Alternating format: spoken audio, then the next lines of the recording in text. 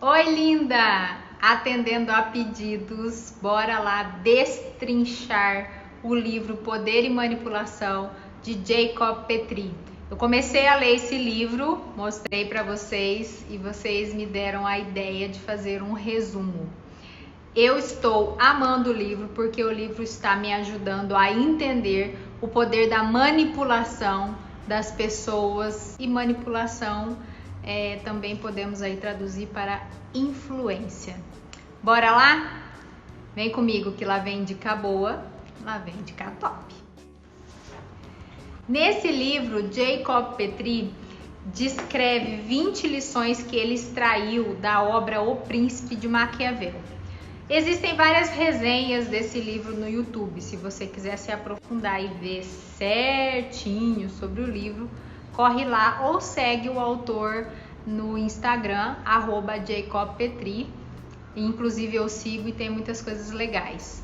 Mas eu quero resumir esse livro e trazer ele na minha narrativa, como ele está fazendo diferença para minha vida, na minha vida como mulher, mexedora de moléculas, empreendedora, e eu quero que você assista a isso pensando também na sua vida, tá? Apesar do livro, como a obra trata de poder, liderança, de grandes empreendedores, nós também exercemos isso na nossa vida, certo? A ideia também que eu quero trazer para vocês é que a gente entenda como funciona esse mundo de manipulação, como funcionam as pessoas, para que você se proteja de não ser manipulada nem influenciada negativamente por ninguém, que você possa pensar por si própria.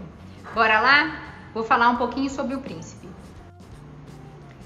O Príncipe, essa obra de Maquiavel, nada mais é do que um manual contendo todas as informações que o Maquiavel absorveu e observou de todos os poderosos com quem ele conviveu. E ali ele transformou em informações poderosíssimas de manipulação. Como as pessoas manipulam as outras e manipulam as circunstâncias para chegar no poder e se permanecer nele. Ele pegou todas as informações e observações que ele tinha, transformou num livro para entregar para Lorenzo de Médici. Ele queria que na época se tornasse o grande imperador da Itália. A obra O Príncipe, ela é muito controversa, mas também muito influente. Tem muita gente que ama e muita gente que odeia. Mas a verdade o fato é que todos os políticos, desde 1500, todos os imperadores, têm esse livro como um manual para aprender a manipular as pessoas. Mas a minha ideia aqui é que a gente consiga destrinchar essas 20 lições do livro de Jacob para não sermos manipuladoras dos outros, mas sim identificarmos quem está tentando nos manipular. E assim a gente se proteger, se defender, proteger a mente e nunca mais sermos manipuladas nem fantoches de ninguém. Ponto 1 desse capítulo 1. Conhecendo os nossos defeitos e dominando. Eu já cansei de falar para vocês isso. Quando você se conhece os seus defeitos e conhece a sua qualidade, nada nem ninguém te para. Porque o que for verdade não vai virar uma ofensa, porque é verdade mesmo, você já sabe que é. O que for mentira, você não vai nem dar lado, porque é mentira. Então se entenda, se conheça. E se você souber qual é o seu defeito, e você vê que aquele seu defeito vai te atrapalhar de alguma forma, se você dominar, você controla ele. Por exemplo, eu sei que eu tenho um senso de justiça muito grande.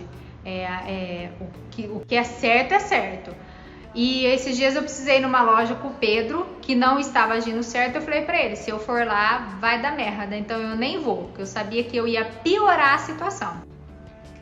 Eu sabia que eu ia sair do eixo, que ia ficar pior a situação ali. Então eu falei pra ele, leva o seu pai. E isso aconteceu.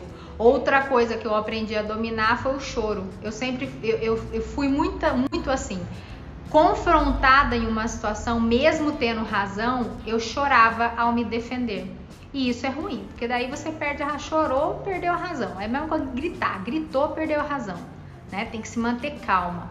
E eu consegui dominar esse meu defeito, eu olhando para a pessoa, mas eu atravesso ela. Eu olho para ela, mas eu olho, mas não vejo. Numa discussão, num confronto desse tipo. E nunca mais eu chorei. Então é vital que você saiba dos seus defeitos e aprenda a dominá-los, para que eles não te dominem. O segundo ponto que eu achei interessante que ele fala é: conheça as regras do jogo.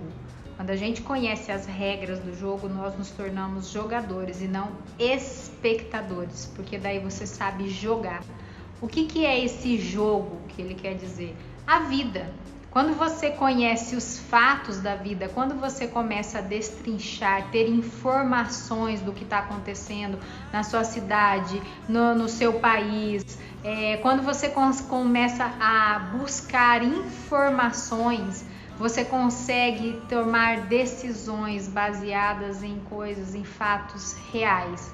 Você começa a entender as pessoas, como funciona esse jogo de poder, esse jogo político, o jogo manipulador. Você sai do seu mundo do seu mundinho para o mundo, entendeu?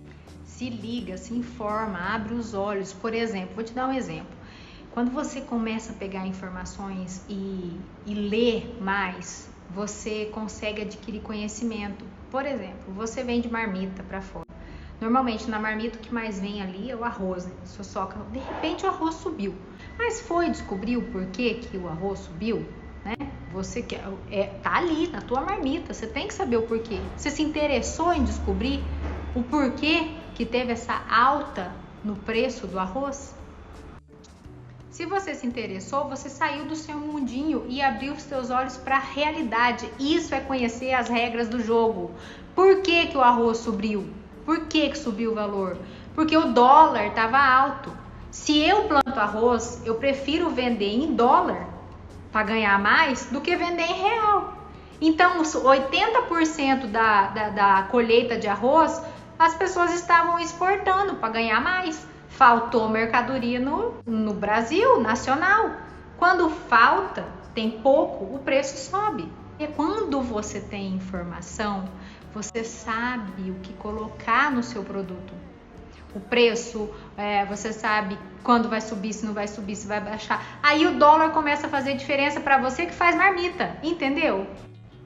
Então, para que eu, que vendo doce, vendo bolo, vendo marmita, vou querer saber o preço do dólar? Para isso. Isso é conhecer a realidade e as regras do jogo. Outro ponto, aprenda ou desenvolva a habilidade de entender as pessoas. Olha só, não estou falando de empatia, não estou falando de emoção, eu estou falando de entender. Toda vez que você estiver conversando com qualquer pessoa que seja, pai, marido, filho, olha para ela enquanto conversa, presta atenção no que ela está te dizendo e comece a pensar o que está motivando essa pessoa nessa ação aí que ela está me contando. Para você começar a entender o que motiva as pessoas. Quando você entende o que motiva as pessoas, você começa a ter mais clareza sobre as ações dos outros. Eu usei muito isso no coaching. Enquanto as pessoas iam falando, eu ia analisando, destrinchando cada palavra. E lá no fundo eu sempre tinha aquela pergunta: onde essa pessoa quer chegar? O que está motivando ela? Né? O que ela está buscando com essa atitude que ela está me contando? Quando você começa a treinar isso, essa habilidade, você consegue treinar sempre que estiver conversando com alguém, começar a fazer essas perguntas para si mesmo, você vai começar a entender ela. E aí você pode tanto ajudá-la como também se defender. Outro ponto importante da gente pensar é que assim, cada pessoa tem o seu valor pessoal, seus princípios, aquilo que rege a nossa vida. Por exemplo, amizade, crescimento profissional, crescimento pessoal, riqueza, estabilidade financeira, família, diversão, curtir a vida. Isso são valores, né? Cada pessoa tem o seu valor. E nós julgamos as coisas e os outros de acordo com os nossos valores. Então, tudo que aparece para mim ou para você, você vai julgar de acordo com o seu valor, com aquilo que você acha que é certo. Nós, todas as pessoas, analisa e julga tudo e todos de acordo com o seu próprio valor, com o seu próprio princípio. Por exemplo, você e o seu marido, né? Se você for casado, ou irmão, ou pai, vocês têm valores diferentes, porque as circunstâncias com que vocês foram criados na vida, ou que aconteceram com você, são diferentes. Por exemplo, você pode ser super família, né? O seu valor é primeiro vem a família. E o do seu esposo, ou o irmão, ou o pai, pode ser primeiro vem o meu crescimento profissional, ou a minha riqueza. Então, as ações dessa pessoa vão ser diferentes da sua, porque você vai colocar em primeiro lugar a sua família, e a outra pessoa em primeiro lugar o crescimento profissional ou a riqueza.